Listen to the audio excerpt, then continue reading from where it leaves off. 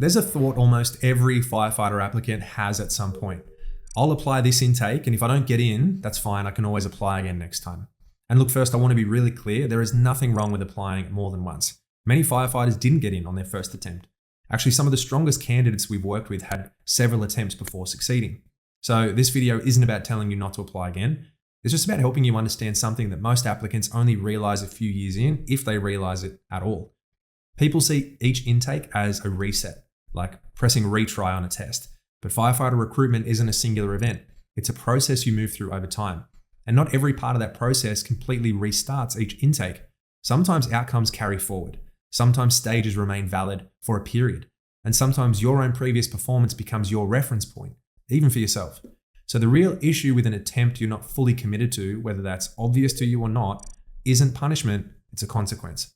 The real risk of going in without full commitment isn't that the service is trying to judge you, it's that your first attempt quietly sets a benchmark for how you experience the process and how you approach the next one. Here's what typically happens. Someone decides, okay, I'll give it a go and see how far I get. Does that sound familiar? Well, most people I speak to said that exactly on their first application. So preparation sits somewhere in the background. Whatever preparation looks like for you, it's probably not where it needs to be yet. Because most people's isn't. And most people don't realize that until they're standing in a stage that they weren't ready for. And then they miss out. They plan to take it seriously next intake, but life doesn't pause between intakes. Work gets busy, motivation drops and returns, other priorities creep in, and suddenly the next intake becomes 2 years away, then 3, sometimes 5.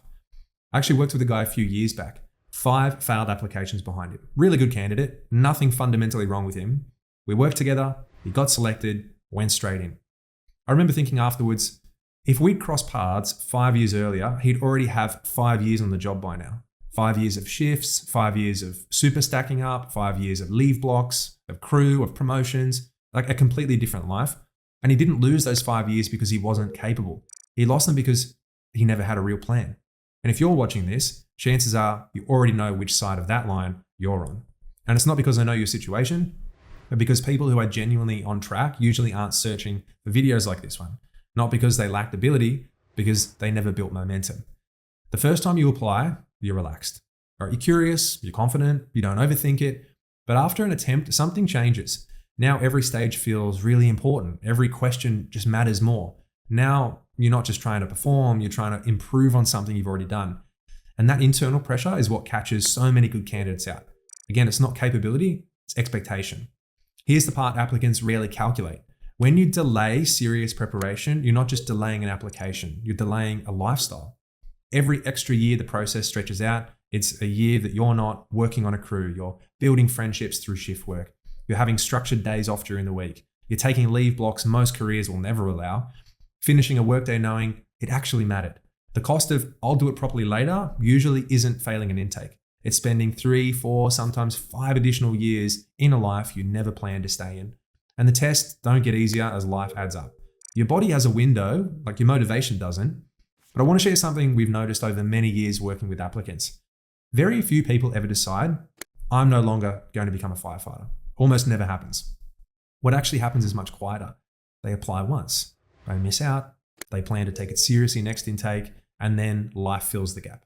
A job promotion, a relationship, mortgage, kids, injuries, comfort, and none of those things are bad. They're beautiful parts of life, but none of them with a plan either. And without realizing it, the goal slowly moves from I'm becoming a firefighter to I always wanted to be a firefighter. Not because they weren't capable, not because they couldn't pass, because they didn't treat the opportunity seriously at the moment they actually had the time and the flexibility and the energy to do it.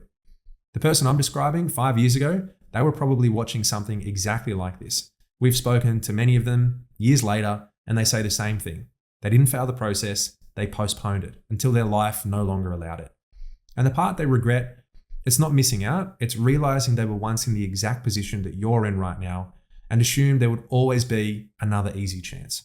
So the real question isn't, can I apply again? You can, absolutely.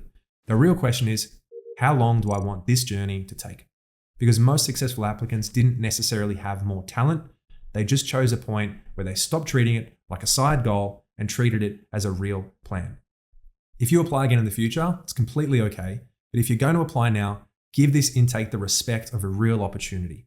Not pressure, not urgency, just intention. The difference between I am a firefighter and I always wanted to be one is usually not talent. It's just the decision to stop treating it as a someday goal. Because the sooner you genuinely prepare, the sooner this stops being a goal and becomes your normal life. Look, if anything landed in this video for you, if you recognize yourself somewhere in it, it might be worth having a proper conversation about where you're at. It's not a sales call, it's not a pitch. Just an honest look at what you're working with, what's actually standing between you and the job, and whether we're the right people to help close that gap. Now, we don't work with everyone, and our programs do fill up each intake, but if the timing feels right and we think we can genuinely help, we'll let you know. The link to speak with my team is below. No pressure either way, guys. You don't only get one attempt, but you do only get one timeline. And most people who eventually get the job say the same thing afterwards. They wish they had taken it seriously earlier.